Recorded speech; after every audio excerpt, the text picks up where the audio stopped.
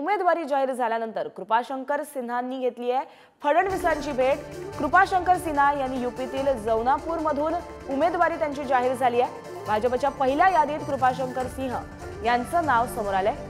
भाजपकडून 195 उमेदवारांची पहिली यादी जाहीर करण्यात आली आहे, त्यात त्यांच्याही नावाचा समावेश आहे आणि याच पार्श्वभूमीवरती त्यांनी मोठ्या प्रमाणात भेटीगाठी घ्यायला सुरुवात केली आहे। देवेंद्र फडणवीस यांची भेट त्यांनी घेतली आहे।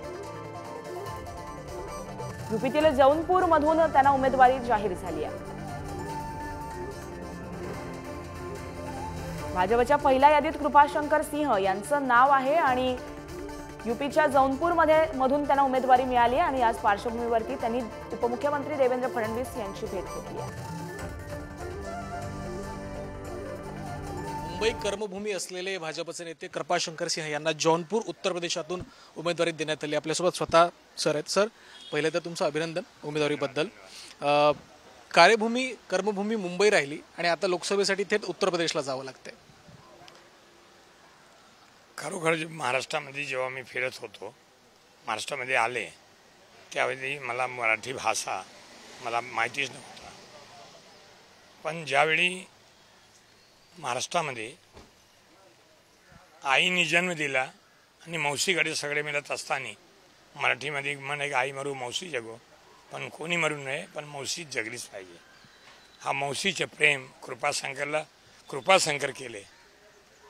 हा विश्वास घेऊन आईकडे जातो की मौसीने जो प्रेम दिलेला आहे त्याचा प्रसाद तुमच्याकडे आहे आणि आई मौसीचा असंच संपर्क राहावा। आणि माझ्यासारखा एक सामान्य कार्यकर्त्याला ज्यावेळी भारतीय जनता पक्ष मी प्रवेश केला, आर्टिकल 370 हटवल्यानंतर मी काँग्रेस पक्षाकडे जवळपास 20 महिने सांगत होते की तुम्ही विरोध करता हे बरोबर नाही आहे, तुम्ही विरोध करू नका। आणि नंतर ते झाला आणि आम्ही बीजेपी जॉईन केल्यानंतर आम्ही साधारणपणे तुम्ही उत्तर प्रदेश आणि महाराष्ट्र या दोन्ही राज्यांमध्ये काम केले, प्रदीर्घ असा तुमच्याकडे अनुभव आहे।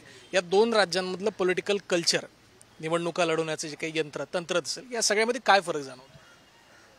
फरक जास्त नाही आहे। आमच्या हिंदुस्थानचं कल्चर, आमच्या भारताचे जे कल्चर आहे हे एकच आहेत, फक्त नाव वेगळं असतात। जसा तुमच्या कुटुंबामध्ये तुमच्या भावांचे तुमचं नाव वेगळं, त्यांचे सख्खे भाऊ आहेत, तसाच मला कुठे तसा वाटलं नाही आणि वाटणार नाही पण। आणि मी महाराष्ट्रात सोडलेलं नाही आहे। आमचा संपर्क जसा उत्तर प्रदेशामध्ये जौनपूरचा होता तसा संबंध इथे राहणार आहे। तुम्ही इथून आता उत्तर प्रदेशसाठी जाताय, जर मुंबईत तुम्हाला बोलवणं आलं तर परत याल? येस। आता देवेंद्र फडणवीसांची सुद्धा भेट घेतली, काय संवाद झाला? काय नाही, प्रत्येक वेळी मार्गदर्शन त्यांच्या पक्षात प्रवेशपासून आणि आम्ही प्रत्येक वेळी त्यांचे आशीर्वाद आम्हाला मिळतात, मार्गदर्शन मिळतात।